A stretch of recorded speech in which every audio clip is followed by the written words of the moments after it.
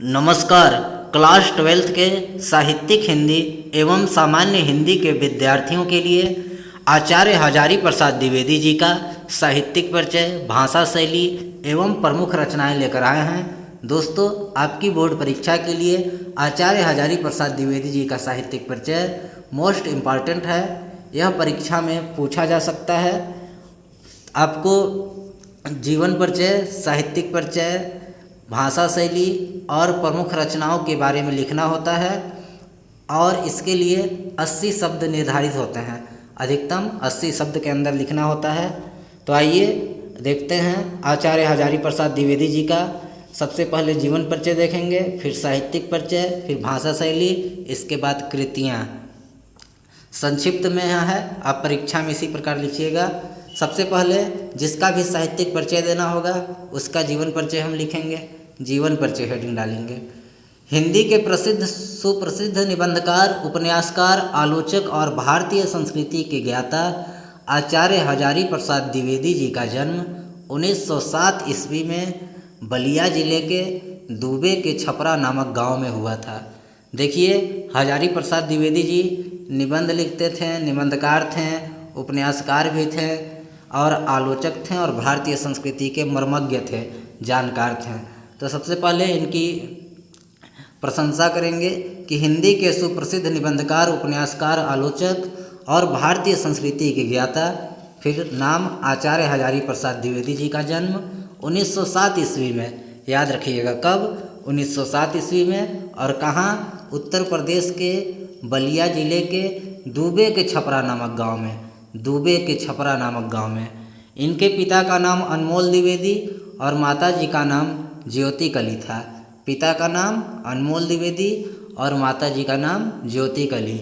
इन्होंने हिंदी और संस्कृत भाषा का गहन अध्ययन किया।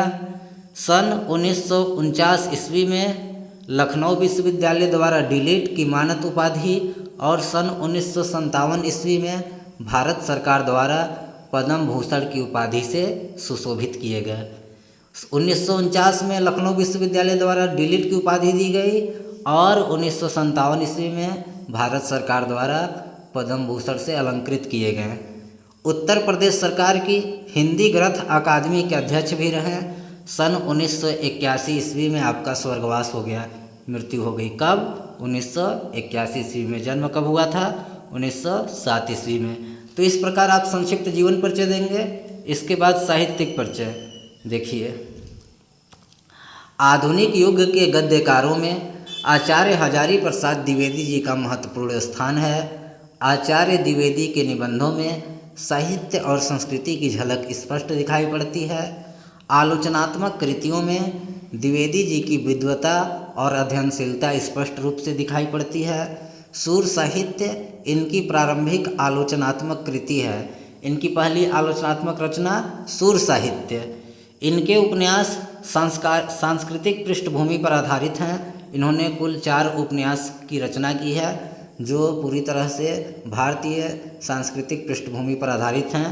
द्विवेदी जी ने ललित निबंध के क्षेत्र में भी महत्वपूर्ण लेखन किया है। हिंदी के ललित निबंध को व्यवस्थित रूप प्रदान करने वाले निबंधकार के रूप में आचार्य हजारी प्रसाद द्विवेदी अग्रणी हैं, अग्रगण्य हैं।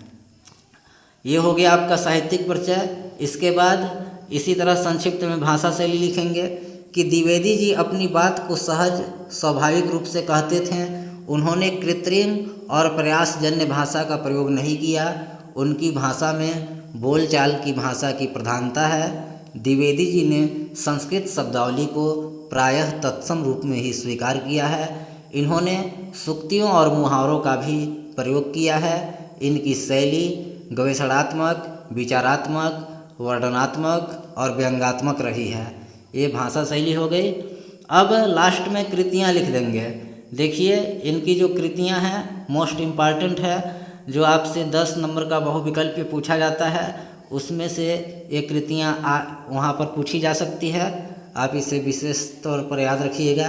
देखिए, निबंध संग्रह अशोक के फूल, इनके निबंध संग्रह का नाम है अशोक के फूल। कुटज, विचार प्रवाह, आलोक पर्व, कल्पलता, इनके निबंध संग्रह हैं। अशोक के फूल, कुटज, विचार प्रवाह, आलोक पर्व और कल्पलता। आलोचना साहित्य, सूर साहित्य, इनकी पहली आलोचनात्मक ग्रंथ है ये सूर साहित्य। और कालिदास की लालित्य योजना, ये मोस्ट इम्पॉर्टेंट है, आलोचना साहित्य है किसकी, हजारी प्रसाद द्विवेदी की। साहित्य सहचर, साहित्य का मर्म, ये आलोचना साहित्य हैं। अब इतिहास, इनके द्वारा इतिहास भी लिखा गया है। कौन कौन सा इतिहास ग्रंथ हैं? हिंदी साहित्य की भूमिका, हिंदी साहित्य का आदिकाल और हिंदी साहित्य, इतिहास है। इसके बाद उपन्यास, बाण भट्ट की आत्मकथा, ये देखिए नाम है बाण भट्ट की आत्मकथा। ये परीक्षा में पूछा जाता है कि बाण भट्ट की आत्मकथा का विधा बताइए, तो बच्चे क्या करते हैं, आत्मकथा है बाण भट्ट की आत्मकथा, तो विधा लिख देते हैं आत्मकथा, लेकिन है क्या, उपन्यास, किसकी, हजारी प्रसाद द्विवेदी की। और चारू चंद्रलेख, पुनर्नवा और अनामदास का पोथा, अनामदास का पोथा भी इम्पॉर्टेंट है, उपन्यास। तो इस तरह से हजारी प्रसाद द्विवेदी का जीवन परिचय आप लिखेंगे, आपको पूरा नंबर मिलेगा। वीडियो देखने के लिए धन्यवाद। चैनल को लाइक कीजिएगा, सब्सक्राइब कीजिएगा।